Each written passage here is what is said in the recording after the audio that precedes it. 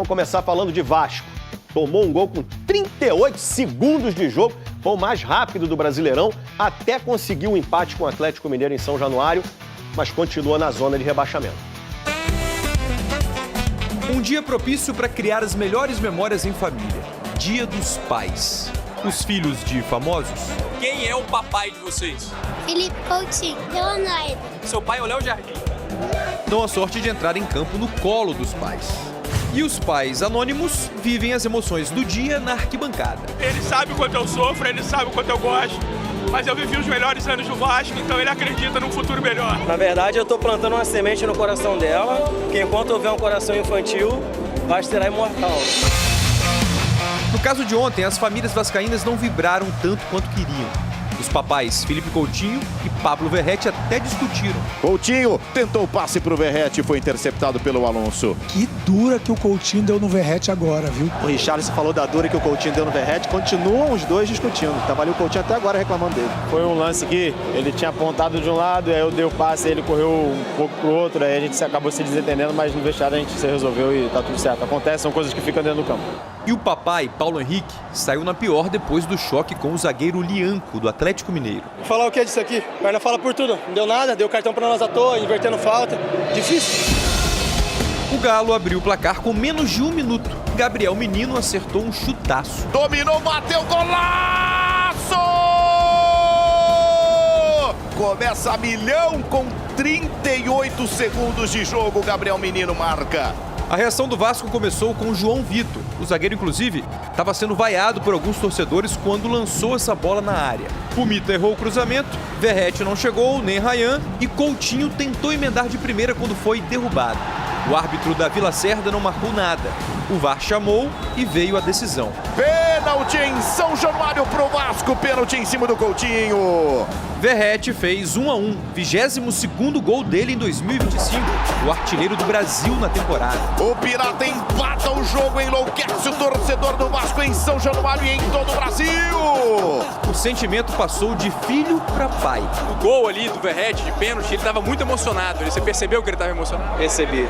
É algo que é inexplicável, né? É uma emoção que, na hora que acontece, transborda. É alegria, emoção. Fiquei muito feliz com o gol do Verrete. Dava para ter aumentado essa felicidade se o Vasco aproveitasse as chances que criou ainda no primeiro tempo. Foram 4 lances de cabeça. Primeiro Puma, depois Rayan. Cruzamento pro Rayan, por cima do gol! Aí no mesmo lance teve Paulo Henrique. Cruzou na boca do gol, olha o gol, espalma, Ederson toca na trave e vai embora! E na sequência, depois do cruzamento, Rayan de novo. Pro Rayan, pra fora do gol! Os desperdícios do primeiro tempo continuaram na segunda etapa. Só que em vez de perder gols pelo alto, o Vasco foi mal com a bola no pé. Aos 9 minutos, Coutinho foi esperto, rápido e impreciso. Coutinho dominou, bateu, defendeu Ederson! Tietê podia ter virado o jogo, foi por centímetros. Passa a esquerda com perigo! O Atlético também jogou fora a chance de vencer em São Januário. Lianco bateu essa por cima e Biel errou quase debaixo da trave. Biel perdeu, incrível! Final 1-1. O Vasco segue na zona de rebaixamento e no domingo que vem vai enfrentar o Santos fora de casa. A crítica faz parte, acho que as coisas vão começar a melhorar quando a gente voltar a vencer os jogos. O que anima é que a equipe aprende cada vez mais a se superar, a produzir, e eu acredito muito que a nossa bola vai passar a entrar e a gente vai passar a vencer jogos. Vamos lá, gente. Situação do Vasco. 16 pontos, 17º lugar no campeonato. Já são 5 rodadas sem vencer no Brasileirão. Mas tem 2 jogos a menos que o Vitória, né? Que é o primeiro ali fora da zona. Próximo jogo do Vasco é domingo, contra o Santos do Neymar, em São Paulo. Esse é um confronto direto na briga contra o rebaixamento, que você vai ver ao vivo aqui na Globo. Teve um lance, eu diria, interessante nesse jogo do Vasco. Vamos dar uma olhada? Aí, uma jogada ensaiada de falta, um monte de jogador impedido, os caras dão uma corridinha pra fora e o Coutinho joga lá onde eles estavam, mas depois deixaram de estar. Não é um negócio estranho, gente? Pelo amor de Deus, olha lá, a bola do Coutinho vai exatamente onde os caras estavam antes. É o seguinte, cara, eu vou ser muito honesto com você, eu tô muito preocupado, assim, eu tô muito preocupado e quando eu olho não só os números, mas também o que acontece dentro de campo, a gente não pode maquiar o que acontece dentro de campo, mas eu vou trazer alguns dados aqui pra você, torcedor, sobre o desempenho do Fernando Diniz à frente do Vasco da Gama e lógico, isso aqui não é culpa só dele, é culpa da diretoria, é culpa do grupo de jogadores também, não tem um culpado, é um combo, tá? O Fernando Diniz, ele tem 16 jogos à frente do Vasco da Gama e ele tomou gol em 13. Ele só não tomou gol contra o Fortaleza, o CSA e o Melgar, um time de Série C, um time peruano que ninguém conhece e o Fortaleza que vive a pior fase aí dos seus últimos anos, tá? Só 3 jogos em 16. O Vasco tem apenas 2 vitórias com o Fernando Diniz em 9 partidas dentro do Campeonato Brasileiro. O Vasco somou apenas 2 pontos em 9 disputados dentro de São Januário sob o comando do Fernando Diniz nos últimos jogos. E o Vasco é uma equipe que tem 16 pontos em 17 jogos feitos, ou seja, a média de pontos do Vasco é menor do que a de jogos que ele tem. Cara, então dito tudo isso, eu queria trazer pra vocês aqui, até porque é natural do torcedor, de quem acompanha futebol, ainda mais com o nosso futebol brasileiro, de achar que o que a gente faz com a bola é jogar bem ou jogar mal. Sendo que o futebol hoje, principalmente, tem 2 grandes fases, a fase ofensiva e a fase defensiva. Sempre existiu, mas hoje está cada vez mais latente. Não adianta o seu time jogar bem só com a bola e ser péssimo sem a bola. O Vasco do Diniz, ele é exatamente isso. E o que me incomoda é que ele se apoia nessa criação de chances, nessa criação que muitas vezes o Vasco não consegue ser efetivo. Isso tem a ver com a culpa dos jogadores também, tem a ver com o grupo de jogadores, mas é um Vasco que se defende muito mal. Eu trouxe aqui os números e eu vou falar aqui de forma prática. A transição defensiva do Vasco é ruim, a forma como o Vasco se defende correndo para trás por jogar em linha alta é ruim.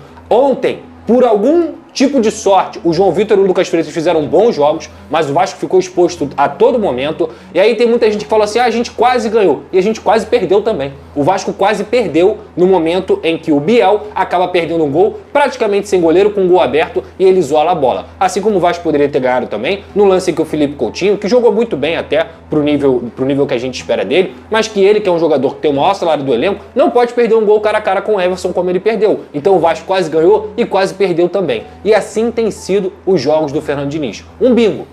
A gente não sabe o que esperar, porque é um Vasco que sim constrói, é um Vasco que sim cria, mas tá sempre tomando gol. Ontem, tomar gol foi até rápido. Com 40 segundos, o Vasco já tinha praticamente tendo que escalar uma montanha ao quadrado, porque a torcida que lotou São Januário, ela não teve nem tempo de se acomodar, Fernanda. Com 40 segundos, o Vasco tinha tomado um gol, num erro de passe do Hugo Moura, que eu já falei aqui diversas vezes, eu tô cansado de falar. Ele erra o passe, gera o contra-ataque pro Atlético Mineiro. O Pumita, que foi escalado na lateral esquerda, nem teve tanta culpa, mas é pelo setor dele, ele corre para trás errado. Depois ele erra 2, 3 bolas em que teve chance pro Atlético Mineiro também conseguir fazer o gol de novo, e o Vasco não é capaz de fazer uma falta, como o Hugo Moura poderia ter feito a falta, não é capaz do Pumita também fazer a falta. Tiveram outros jogadores que poderiam fazer a falta, porque esse time é frágil. Toma o gol, até consegue se recuperar ali no primeiro tempo, faz o gol de pênalti, não era um momento que o Vasco estava pressionando demais, mas o Felipe Coutinho sofre o pênalti, foi pênalti mesmo, o Verratti faz o gol, e depois o Vasco poderia até ter virado a partida em alguns cruzamentos, teve do Pumita, teve do Paulo Henrique e tudo mais, mas o Vasco desperdiçou, como vencendo o enredo.